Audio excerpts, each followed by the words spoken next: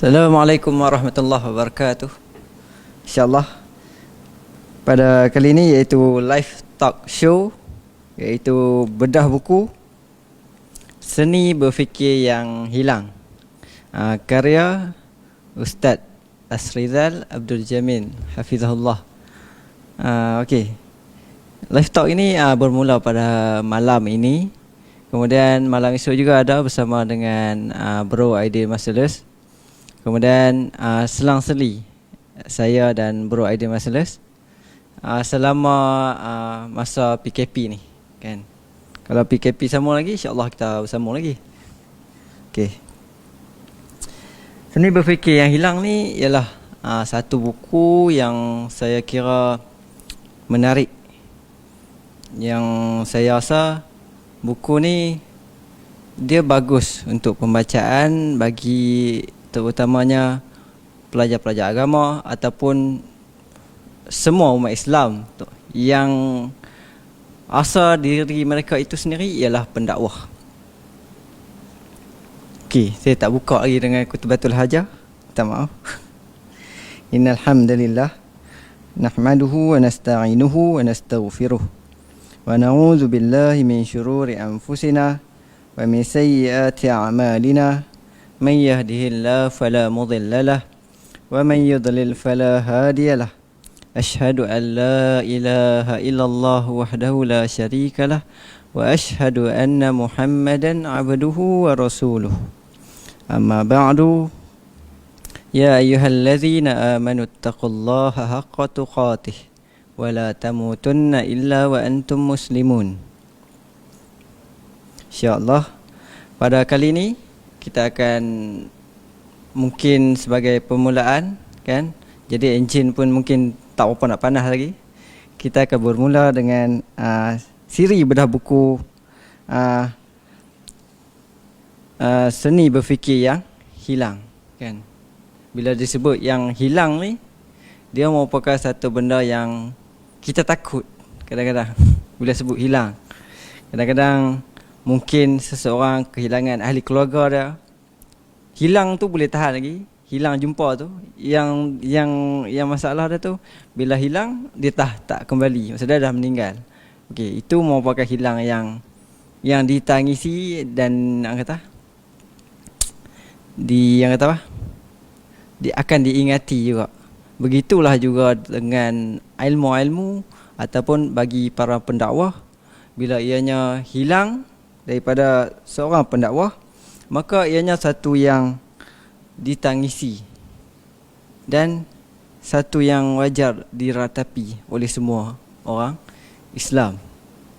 Jadi semua orang Islam wajib bagi mereka untuk merasakan diri mereka itu sendiri ialah sebagai pendakwah, terutamanya pada dunia pada hari ini yang lebih meluas, yang lebih Orang kata apa? Dunia yang terbuka luas. Nak belajar apa saja search di YouTube. Nak belajar apa saja search di Mr. Google. Dan pelbagai benda, kan? Dan dunia hari ini dia mengejar kita kepada ke arah satu momentum yang cepat dan laju, yang memerlukan kita sentiasa bersedia dengan perubahan. Perubahan sama ada perubahan tu kita nak bawa diri kita ke arah kebaikan ataupun keburukan. Jadi buku Seni Berfikir Yang Hilang ni merupakan satu buku yang saya kira menarik. Bukan menarik ya, paling menarik bagi saya. Sebab dia satu seperti diekstrak daripada kitab Saqafah Ad-Da'iyah yang ditulis oleh Syekh Dr. Yusuf Al-Qaradawi hafizahullah. Dan ianya sebagai satu batu loncatan untuk kita ke depan. Maksudnya ke arah memajukan diri kita sendiri, kan. Seperti kata orang bijaksana, apa yang kita jadi pada hari ini ialah apa yang kita telah buat pada 5 tahun lepas, kan. Tak silap saya kata Tun Dr. Mahathir, kan. Dia kata apa yang kita baca selama 5 tahun tu akan membentuk kita apa yang kita jadi sewaktu selepas 5 tahun tu sendiri. Jadi insya-Allah mungkin kita kata kadang-kadang dalam kehidupan ni, hidup kita ni teruji. Jadi sebenarnya yang teruji tu lebih baik daripada yang tidak teruji. Yang tidak teruji. Kenapa? Kerana seperti mana Socratic method, hidup yang tidak teruji tidak bererti, kan. Manusia yang dalam kehidupan dia mengambil cabaran, dia akan merasakan pelbagai nikmat. Nikmat dia apa? Nikmat dia, antara dia ialah nikmat dalam perjuangan kehidupan dia. Apa yang dia perjuangkan, apa yang dia yakini, dia perjuangkan sehingga kematian dia. Mapilah datanglah kesusahan ataupun kepayahan dan segala benda dalam kehidupan dia tetap berada di atas jalan tu, tanpa mengira siapa nak hiraukan dia ataupun tak hiraukan dia tetap berada di jalan tu sampailah dia bertemu dengan Tuhan sekalian alam, iaitu selepas kematian dia. Jadi kehidupan ni ialah perjuangan untuk bertemu Tuhan dalam keadaan yang paling elok, kan. Walaupun kita mungkin tak sampai kesempurnaan tu, tapi kita sentiasa berusaha untuk mencapai kesempurnaan tu sendiri. Okey, jadi kita masuk kepada buku ni. Jadi bila manhaj ataupun metod dalam pembacaan buku, kita mestilah baca pendahuluan dia, iaitu kata mukaddimah dia, terutamanya mukaddimah pengarang, untuk mengetahui apa yang nak disampaikan pengarang pada awal-awal ni, awal buku dia ni. Nasihat apa yang nak disampaikan, apa benda yang kita boleh pelajari. Kenapa? Kadang-kadang baca buku terus masuk ke tengah ataupun ke hujung. Kadang-kadang kita kata macam masuk rumah, masuk kot tingkap, tak masuk kot pintu. Jadi dia bukan satu orang sebut sebagai adab, melainkan buku tu kita rujuk dia untuk rujukan, kan. Mungkin kadang-kadang orang sebut, okey, kadang penceramah kata ada dalam kitab ni, muka surat ni, buku ni, muka surat ni. Okey, mungkin kita nak kepastian, jadi kita buka buku tu. Itu boleh lah. Jadi seeloknya bila nak membaca buku, jadi kita baca pada mukaddimah buku ni. Okey, jadi penulis iaitu Ustaz Hasrizal Abdul Jamil, dia membuka mukaddimah dia dengan satu cerita, iaitu dia tanya kepada anak murid dia, "Baik, kamu kenal si comel di skrin tu?" Kemudian murid-murid baru di sekolah dia tu pun gelak ketawa, kan, budak-budak. Kemudian di skrin dia paparkan imej kartun seekor khinzir ataupun babi. Ni bukan mencarut lah. Gayanya seperti watak di dalam kartun Peppa Pig. Soalan saya, itu soalan Ustaz Asrizal kepada mereka tu, iaitu apabila mereka lihat seekor khinzir tu, apa yang terlintas dalam fikiran budak-budak ni, maksudnya murid-murid ni. Ini adalah strategi metakognitif yang dilakukan oleh Ustaz Asrizal dalam mengaktifkan pengetahuan budak. Maksudnya untuk bagi budak ni berfikir kan. Kadang-kadang kita pun jemur kadang-kadang. Orang mengajar di depan kita atau guru mengajar di depan kita, dia bagi je. Dia tak tanya kita soalan apa kan. Sampai kita pun kadang-kadang mengantuk. Dan benda ni selalunya terjadi dalam kelas sejarah. Okey. Jadi ini adalah cara dia sebelum memperkenalkan ilmu baru yang pelajar dia dalam tingkatan 1 di Khalifah Model School Secondary. Jadi macam yang diorang ni tulis, kata Ustaz Rizal, ada yang kata haram, ada yang kata najis mughalazah, ada yang kata gelatin. Semakin banyak perkataan disenaraikan, semakin jelas kepada para pelajar bahawa perihal seekor babi ni pun dia bukan sekadar isu agama, tetapi dia mencakupi pelbagai cabang ilmu, kan? Dia bukan sekadar ilmu agama saja. Jadi babi itu sendiri meliputi pelbagai ilmu-ilmu yang lain. Jadi maksud yang dimaksudkan beliau penulis ni ialah efektif dalam kehidupan, iaitu ilmu yang dikuasai perlu pelbagai dan berintegrasi. Dan tak bolehlah nanti hasil persekolahan nanti orang sains jadi orang sains, orang sastra jadi orang sastra, orang agama jadi orang agama. Maksudnya sekadar menjadi itu tanpa mengetahui yang lain. Okey, seterusnya saya ringkaskan. Kemudian Ustaz sudah memperkenalkan kepada murid-murid dia ni, iaitu sebuah kitab kecil yang nama dia Kitab Saqafah Ad-Da'iyah, karangan Al-Allamah Asy-Syaikh Dr. Yusuf Al-Qaradawi hafizahullah. Iaitu buku yang kita akan baca di dalam ni, yang diekstrak daripada kitab tersebut.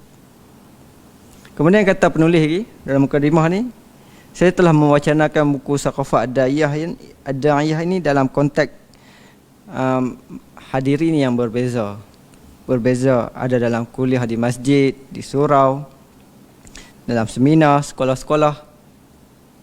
Tujuan dia mengarus perdanakan kitab ni ialah untuk umat Islam kontemporari di Malaysia ni, untuk melihat buku ni antara yang penting di dalam pengislahan ilmu itu sendiri. Okey, jadi kita habislah pada mukadimah secara ringkas saja. Okey, nak lebih beli buku. Okey, seni berfikir yang hilang. Okey, jadi kalau kita kenal Syekh Prof Dr. Yusuf Al-Qaradawi, jadi seperti mana pejuang-pejuang agama yang lain yang kita lihat dalam sejarah, jadi beliau juga merupakan ulama yang juga mengalami tribulasi ataupun mengalami mihnah ataupun cabaran dan ujian di dalam perjuangan dia. Seperti mana yang kita tahu tentang apa yang berlaku di Mesir terhadap beliau, kemudian beliau berpindah ke Qatar, tak silap saya, dan berada di sana sampai hari ini. Dan beliau ni saya kata tak perlu saya perkenalkan kerana dah terlalu famous, orang kata ma'ruf nama dia. Jadi buku dia As-Saqafah Ad-Da'iyah. Jadi antara benda yang menarik yang disebutkan di dalam seni berfikir yang hilang, selepas mukadimah tu ada sikit dia tulis informasi semakin banyak dan mudah diakses, tetapi masalah juga bertambah setiap hari, kan? Setiap hari masalah bertambah, tapi setiap hari juga informasi ni mudah diakses. Maksudnya semakin banyak, cepat nak dapat apa semua. Kemudian dia kata, dalam kerancakan kita menyambut perkembangan ilmu, untuk kita berpatah balik selangkah ke belakang bagi melihat cabaran-cabaran yang kita hadapi pada masa kini. Jadi mengapakah cabaran-cabaran tersebut mencetuskan pelbagai konflik? Iaitu manakala kita sebagai orang yang mahu bertindak balas kepada cabaran itu, barangkali mempunyai kekurangan-kekurangan tertentu, iaitu bekalan ilmu untuk bertindak balas. Atau dalam bahasa mudah, masalah ilmu, sehingga kita tidak memberi tindak balas dengan tindak balas yang tidak ilmiah. Maksudnya, bila berlakunya satu konflik, kadang-kadang kita gagal dalam memberi penyelesaian terhadap konflik itu sendiri. Okay, saya minta maaf sebab saya lama tak membedah buku. Jadi saya agak gugup. Jadi Saqafah Ad-Da'iyah. Jadi asal mana penulisan Saqafah Ad-Da'iyah oleh Syekh Dr. Yusuf Al-Qaradawi ni? Dia sebenarnya dibentangkan, kata kerja yang dibentangkan berkaitan dakwah di persidangan antarabangsa yang dianjurkan oleh Universiti Islam Madinah sekitar tahun 1976. Kemudian beliau menaik taraf beberapa bahagian untuk dibukukan. Cetakan pertama pada 1978. Jadi Saqafah Ad-Da'iyah ni search di Google adalah PDF dah dalam bahasa Arab. Dan benda penting yang penulis tulis ialah seandainya kitab ini diambil serius oleh umat Islam dan dicerna dengan baik ya, untuk dijadikan kerangka ilmu umat Islam, termasuklah dalam pembangunan kurikulum sekolah sejak mula kitab ni diterbitkan pada tahun 1978, lanskap kita pada hari ini akan berlainan sama sekali. Maksudnya kita akan lebih maju ke hadapan.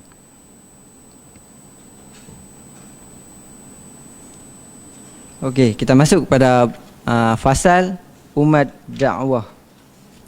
Kan? Minta maaf kalau kata apa? Awal-awal ni tak pandai enjin, dia jadi slow.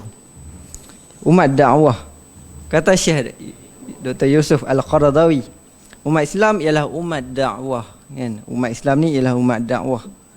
Maka semua orang wajib membuat kerja dakwah.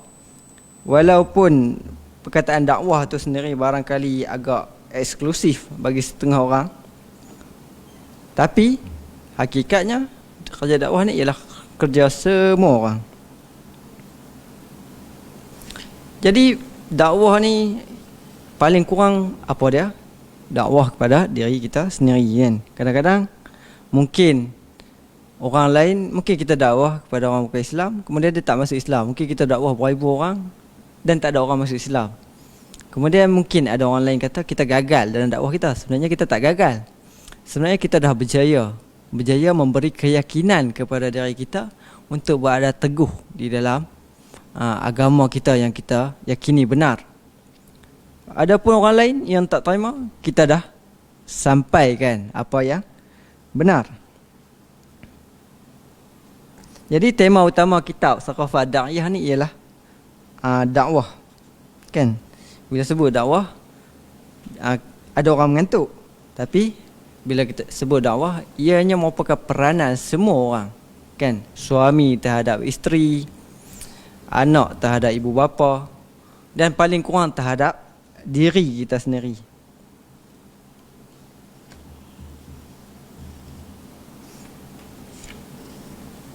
Okey, apakah bekalan-bekalan dakwah, kan, yang disebutkan di dalam buku ni? Kata Syekh Dr. Yusuf Al-Qaradawi, adalah satu kemestian buat para pendakwah untuk mempersiapkan diri dia dengan senjata-senjata, iaitu bekalan-bekalan tertentu sekiranya dia memenangi peperangan menentang kejahilan dan al-hawa, kebatilan.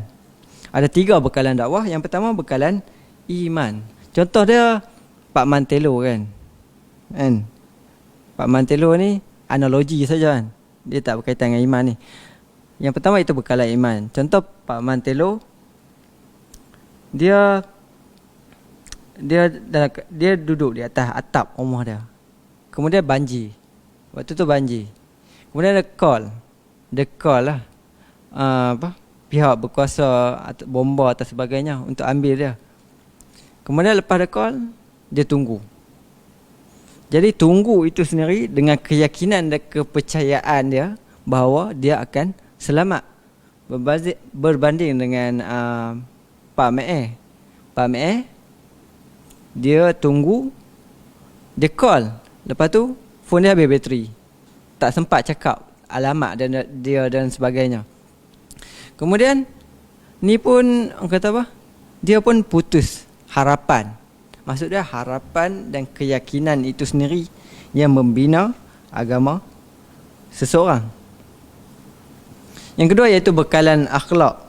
Akhlak ni kita tahu Nabi sebut innama bu'istu makarimal akhlak.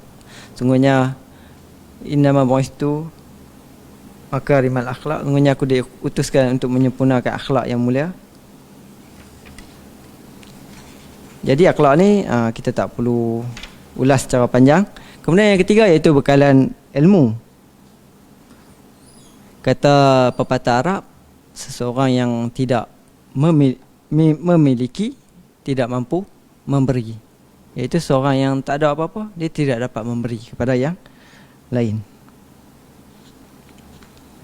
Dan jadi Nabi pun sebut di dalam hadis yang diriwayatkan oleh Imam Al-Bukhari, balighu anni walau ayah, sampaikan daripada aku walaupun satu ayat, kan.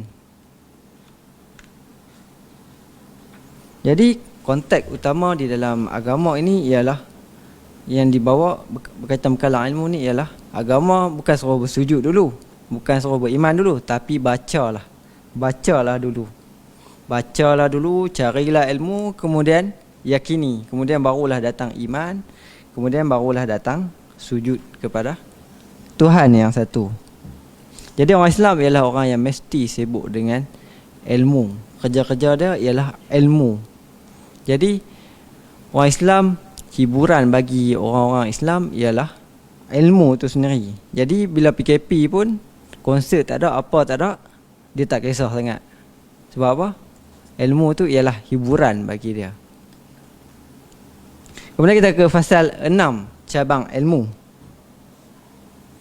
6 cabang ilmu yang disebutkan oleh Syekh Dr. Yusuf Al-Qaradawi. Sebagai contoh, ilmu bahasa. Bahasa ibunda satu bab.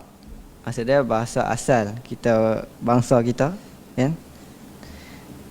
Jadi bila sebut tentang bahasa ibunda ni, saya teringat satu cerita dalam kelas saya, kan?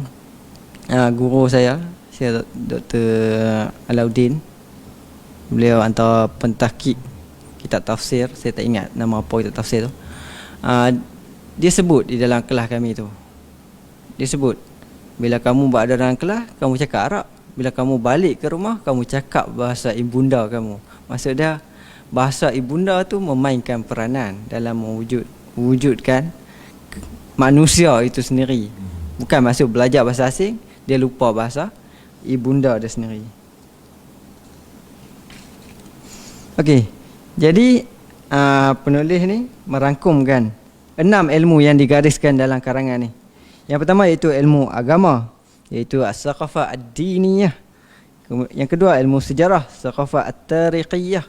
Saqafah ni iaitu memberi kesan kepada diri, budaya dan kemasyarakatan. Ilmu sejarah, saqafah at-tariqiyah. Ilmu sastra dan bahasa, saqafah al-adabiyah wa al-lughawiyah. Kemudian yang keempat, ilmu kemanusiaan, saqafah al-insaniyah. Kemudian ilmu sains, saqafah al-ilmiyah. Kemudian yang keenam, ilmu hal ehwal semasa, saqafah al-waqi'iyah. Kemudian kita masuk kepada ilmu bab yang pertama, bab besar yang pertama, iaitu ilmu agama, iaitu saqafah ad-diniyah.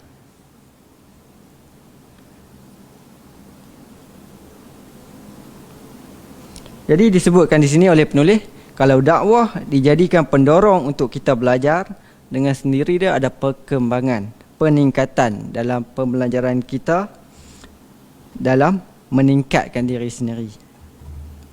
Kerana audien dakwah kita ni akan mula berkembang dengan daripada satu segmen kepada satu segmen yang lain, kemudian dalam komuniti yang lebih luas. Jadi memerlukan kita ni, walaupun waktu tu kita dalam kedudukan dah dikenali, memerlukan kita lagi mencabar diri kita untuk memperluaskan ufuk ilmu kita. Jadi ilmu pertama yang digariskan oleh Syekh Dr. Yusuf Al-Qaradawi iaitu ilmu agama. Dia membahagikan kepada beberapa bahagian. Yang pertama Al-Quran, As-Sunnah, Fiqh dan Usul Fiqh, Akidah, Tasawuf ataupun akhlak ataupun Tazkiyatun Nafs. Kemudian yang keenam sistem-sistem Islam. Peraturan Allah ni terbahagi pada dua. Yang pertama syariatullah, yang kedua sunnatullah. Syariatullah ni maksud dia ilmu wahyu yang ditemukan dalam Al-Quran. Yang kedua sunnatullah, peraturan yang datang daripada Allah tapi tidak dinyatakan secara khusus dalam wahyu meskipun wujud di alam ni. Jadi yang pertama dan kedua Quran dan Sunnah ialah syariatullah, kemudian fiqh dan usul, apa tu tasawuf, akidah, sistem-sistem Islam ni dalam kategori sunnatullah. Okey, yang pertama dalam ilmu-ilmu agama ni iaitu Al-Quran. Al-Quran ni ialah kalam Allah al-mu'jiz yang mukjizat diturunkan oleh malaikat Jibril alaihissalam, kemudian diriwayatkan secara mutawatir. Maksudnya tak ada siapa yang boleh mempertikaikan Al-Quran. Apa kita perlu belajar tentang Al-Quran? Yang kita perlu belajar pada Al-Quran yang pertama ialah belajar membaca dengan tajwid yang betul. Kan? Ini penting, kan? Terutamanya bagi orang yang berstatus imam di masjid. Jadi bukanlah sekadar imam, pendakwah juga setiap orang Islam wajib mendampingi Al-Quran sebagai panduan hidup dia dan melazimi pembacaan dia setiap hari. Walaupun orang kata apa, satu ayat ke, dua ayat ke, tiga ayat ke, kan? Contoh baca satu ayat, lepas tu cari tafsir dia. Kan, sehari baca satu ayat, kuku kita kata sibuk kan, kalau PM kita baca, cari satu ayat, cari tafsir dia. Lama-lama jadilah banyak. Kita mula dari yang sikit, kemudian berkembang jadi yang banyak. Yang pertama iaitu disebutkan oleh penulis iaitu belajar membaca dengan tajwid Al-Quran, kan? Belajar tentang membaca dengan tajwid, membaca dengan tajwid yang betul ni, kita boleh rujuk pada beberapa buku yang dah diterjemahkan, kan? Saya kira matan, kan, dalam ilmu agama orang panggil matan ilmu. Antara dia matan Al-Jazariyah yang dah diterjemahkan pun ke bahasa kita. Kemudian yang kedua Tuhfatul Atfal, juga dalam ilmu tajwid.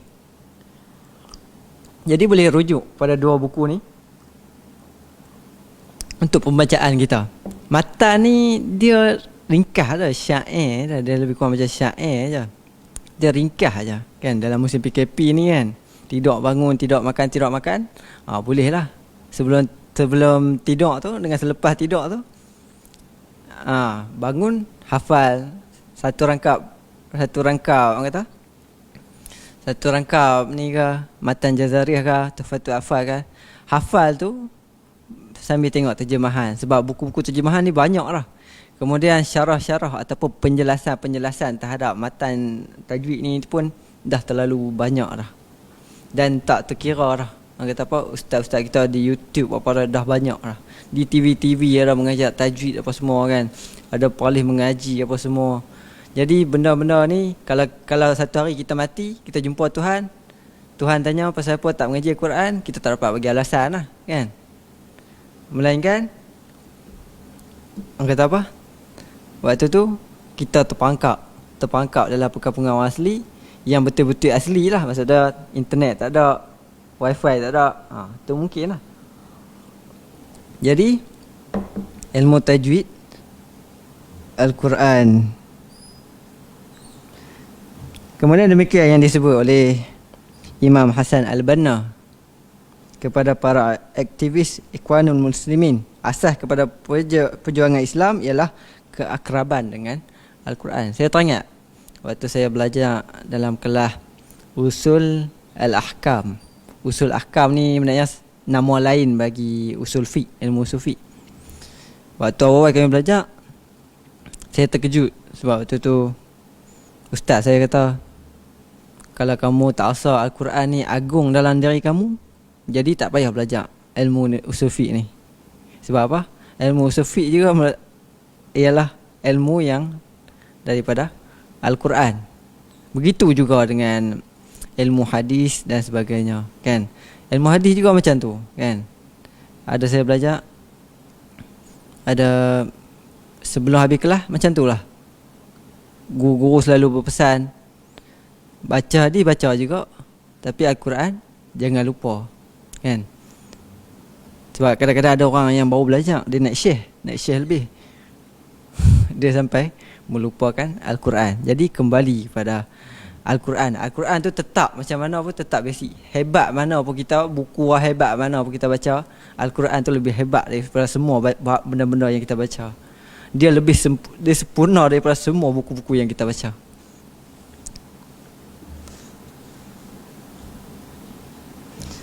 Kemudian kata Syekh Dr. Yusuf Qaradawi, kerana Al-Quran yang kita baca ni setiap hari akan mempengaruhi diri kita sendiri.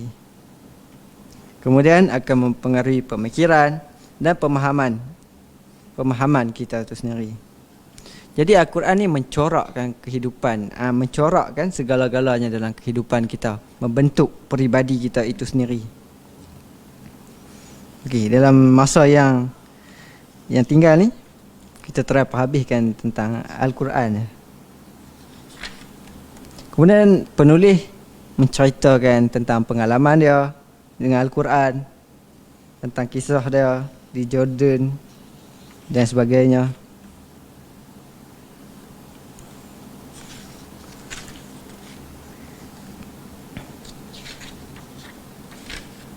Kemudian kita tengok pada ciri-ciri Al-Quran. Ciri-ciri Al-Quran ni terdapat beberapa ciri Al-Quran. Yang pertama, wahyu Allah.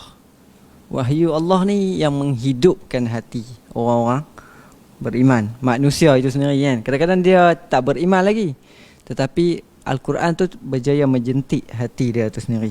Yang kedua, tak payah pun, iaitu tidak sulit ataupun tidak payah. Yang ketiga, mukjizat. Yang keempat, khulud. Yang kelima, syumul. Wahyu Allah. Al-Quran ni merupakan wahyu Allah. Jadi fungsi dia ni kita akan guna pakai dalam bentuk yang sesuai dengan kedudukan dia. Maka sebagai pendakwah tidak patut untuk kita ucap ungkapan seperti macam yang Al-Quran cakap tu. Sepatutnya kita sebut seperti mana yang disebutkan dalam satu ayat Al-Quran, firman Allah bermaksud. Kalau kita nak sebut ayat Al-Quran tu sebenarnya, kita tak payah sebut maksud. Kalau kita nak sebut terjemahan kepada bangsa kita ataupun terjemahan lain daripada bahasa Arab, kita sebut maksud. Maksud itu penting, termasuklah hadis. Kita kena sebut. Kalau kita sebut Arab, kita tak payah sebut sabda Nabi, tak payahlah sebut bermaksud kalau kita nak sebut yang Arab punya. Tapi bila kita sebut yang terjemahan, kita kena sebut sabda Nabi SAW bermaksud apa-apa yang diterjemahkan. Kemudian ada lagi orang kata apa, pelecehan ataupun penghinaan terhadap Al-Quran yang kadang-kadang kita tak sedar, iaitu bila ditanya tentang dalil pengharaman dadah, ada orang kata kadang sebut fi amadin mumaddadah, kan? Walaupun perkataan tu lebih kurang nak sama dengan perkataan dadah, tapi hakikat dia tidak membawa makna tersebut. Ini termasuk penghinaan terhadap Al-Quran, kadang-kadang tanpa sedar pun.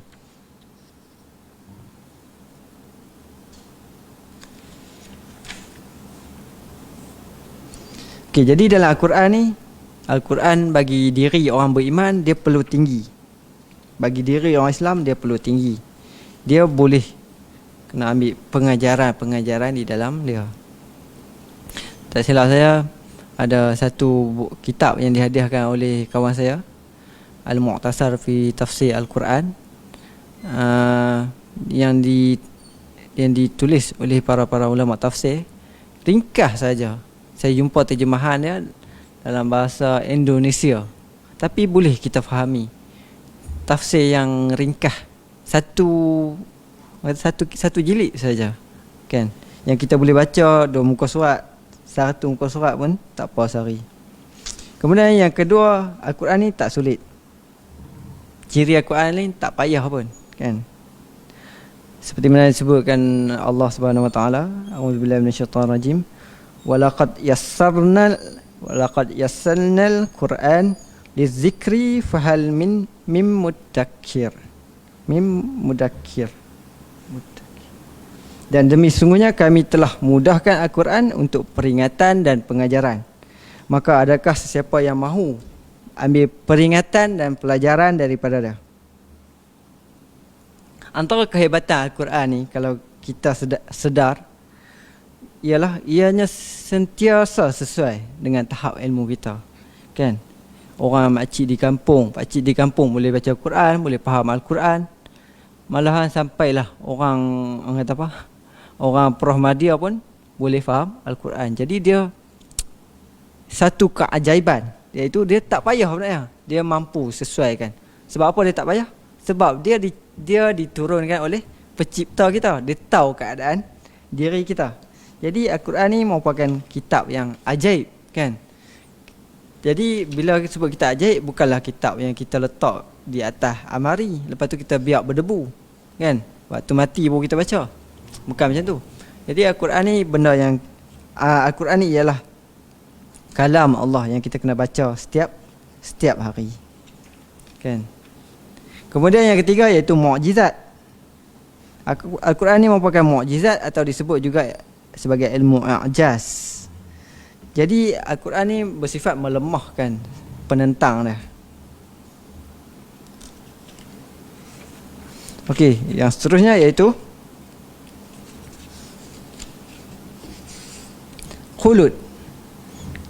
Khulud ni maksudnya Al-Quran ni merupakan wahyu yang tidak terikat pada generasi atau tempoh masa tertentu. Macam kitab-kitab sebelum ni, kan? Injil, Zabur, Taurat, dia terikat suhuf. Dia terikat dengan waktu dan tempoh masa tertentu. Tapi Al-Quran ni dia kekal sampailah kiamat. Jadi kalau kita tengok dari dulu sampai kalau, orang sentiasa mengkaji Al-Quran. Yang seterusnya iaitu syumul, iaitu menyeluruh. Dan apabila Al-Quran ni bersifat petunjuk, dia merangkumi semua aspek dalam kehidupan manusia. Jadi syumul ni bukan maksud semua hal dalam Al-Quran ni diterang secara terperinci. Bukan yang macam tu. Yang dimaksudkan adalah konteks dia yang syumul. Jadi dia mampu, dia menerangkan secara kata apa? Umum.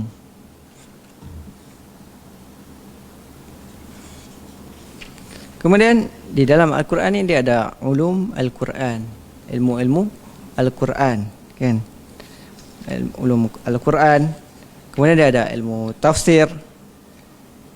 Kemudian dalam ilmu tafsir dia adalah juga tentang bab Israiliyat, kan? Tentang berita-berita daripada Yahudi, Nasrani, daripada kitab-kitab mereka. Maksud dia macam mana nak berinteraksi dengan riwayat-riwayat Israiliyat. Kemudian tentang hadis-hadis palsu di dalam tafsir dan sebagainya.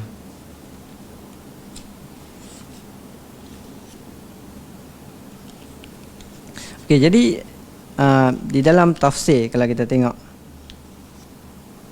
kan, cara yang paling selamat ialah menjauhi daripada Israiliyat. Maksudnya riwayat-riwayat daripada Yahudi, Nasrani, selalunya daripada golongan ni. Okey, saya rasa setakat tu dulu untuk ini. Saya rasa belum panas lagi. Jadi insyaAllah pada siri yang seterusnya kita akan membentangkan dengan yang lebih baik lah. Sebab bagi saya malah ni belum tentu taklah terlalu baik penyampaian dah. Sebab kan panas dan sebagainya, kan. Yang tengkok pun jadi kering semacam. Okey. Jadi Seni Berfikir Yang Hilang ni satu buku yang bagus. Jadi saya syorkan untuk beli. Kemudian ada buku baru ditulis oleh penulis yang sama, Peti Beragama Yang Hilang, juga buku bagus. Jadi saya syorkan untuk beli. Beli bukannya perap, kan, kata apa, hantar kat library untuk buat hiasan, ataupun takat gambar buat kat story WhatsApp ke, buat kat Facebook ke apa kan. Beli baca dan faham kan. Mungkin banyak kelemahan saya dalam bercakap hari ni. Saya lama tak membedah buku. Saya rasa 5 tahun lepas bedah buku. Selalu buat video-video pendek aja, 5 minit. Tapi hari ni kena bercakap lama, saya rasa keganjalan di situ. Okey. InsyaAllah semua yang baik tu semua dia daripada Allah, yang kurang tu daripada saya sendiri. Wabillahi taufiq wal hidayah. Assalamualaikum warahmatullahi wabarakatuh.